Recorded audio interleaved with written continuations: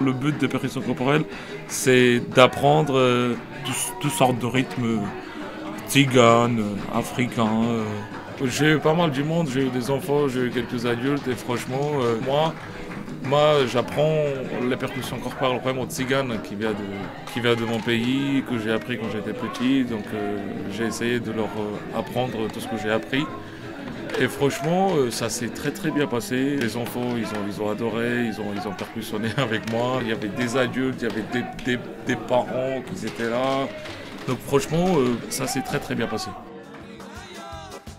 J'ai fait l'atelier sur la démocratie alimentaire où on a pu chacun témoigner de nos activités qui concernent la récupération et la transformation notamment alimentaire dans le cadre de notre activité dans plusieurs associations qui étaient autour de la table, des écoles d'éduc de Avion, des écoles d'éduc du coin et puis des stagiaires d'Entremaître Robinson. C'était quand même un moment de partage des savoir-faire. Et c'était très intéressant parce que chacun a pu témoigner d'une façon différente, avec un public à chaque fois différent, et puis une multiculture culinaire, si je peux l'appeler comme ça, et intergénérationnelle.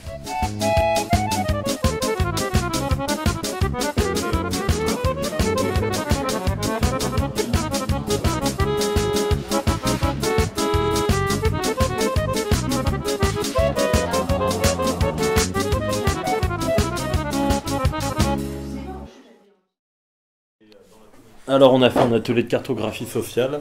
L'idée c'était avec tous les participants de construire et de constituer des cartes, un peu des cartes alternatives, donc locales, basées sur le vécu de chacun et les endroits où on intervient chacun, et de constituer des cartes avec un point de vue qui nous intéresse nous, c'est-à-dire avec les endroits où on va, les endroits où on travaille, les endroits où il y a des difficultés, les endroits où il y a des ressources, et d'en retirer un peu qu'est-ce qu'on arrive à comprendre finalement de nos territoires en constituant ces cartes et comment est-ce que finalement on arrive à s'approprier le territoire à partir de ça.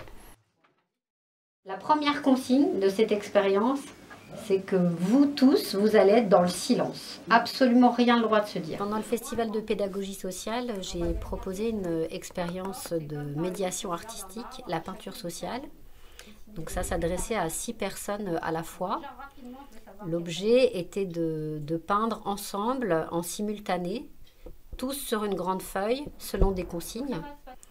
L'objectif était qu'il y ait toutes les couleurs primaires représentées, c'est-à-dire 2 bleus différents, 2 jaunes différents, 2 rouges différents, et qu'il existe les couleurs secondaires, c'est-à-dire l'objet de la rencontre, et qu'il n'y ait pas de couleur tertiaire.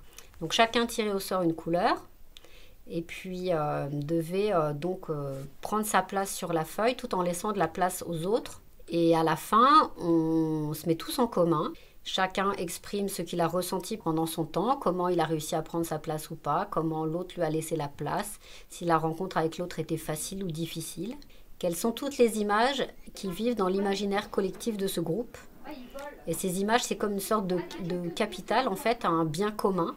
Et ça permet de prolonger quelque chose dans la vie de ce groupe et de le souder.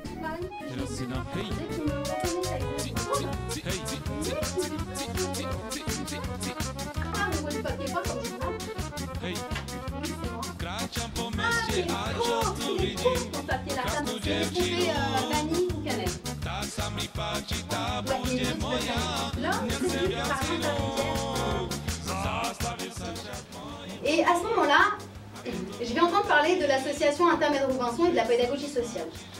Je vais postuler à l'association. Je vais rencontrer Laurent et Hélène Hoth qui ont fondé l'association Intermède Robinson. Et pendant 2 ans, je vais faire des ateliers de vœux. Et en fait, à ce moment-là, pour la 2e fois de ma vie, je vais avoir l'impression de trouver ma place. Mais je crois que le souvenir qui est le plus important pour moi à Intermède, c'est qu'en fait, il y avait ce souffle de liberté. Il y avait un souffle qui était possible. Par la suite, avec mon compagnon, on va essaimer. On va créer l'association Madame Retabaga qui est basée à la Villeneuve, à Grenoble. Immense, parce qu'hier soir on a passé quand même un très bon moment, une très belle soirée. Et aujourd'hui les ateliers sur 3 sites différents, c'était pas une mince affaire. ben, ça a fonctionné aussi. En plus, on avait choisi la complication avec une rotation. Donc autant vous dire que là, on avait choisi quelque chose d'un peu difficile. Je vous parle pas de ce qui s'est passé en cuisine, où ils sont partis sur la fabrication de petits trucs extrêmement subtils et extrêmement super bons, mais petits comme ça, alors que nous sommes 1 million. Et donc la panique a pris un petit peu l'atelier cuisine au fur et à mesure, et ils se sont dit, ouais, mais là on est en train de faire à manger pour 10 personnes, et sauf qu'on est 90. Alors du coup, ils ont produit une quantité fantastique, la machine à réplication a fonctionné à plein, et vous allez vous retrouver, il y en a plein que je vois là qui étaient à la cuisine, avec des trucs qui sont à la fois magnifiques et nombreux. Juste un mot encore, Aven Savouré a fait une tournée magnifique, ça vous en avez entendu parler, mais Aven Savouré continue encore, invente de nouveaux morceaux, invente un nouveau spectacle, a plein de nouveaux projets. Et nous allons inventer aussi de nouvelles occasions de faire de la musique, de chanter, de danser dans les rues, dans les bidonvilles, dans les hôtels sociaux, dans les quartiers, mais aussi sur les belles scènes où on voudra bien nous inviter. Bonne soirée à tous. Bravo.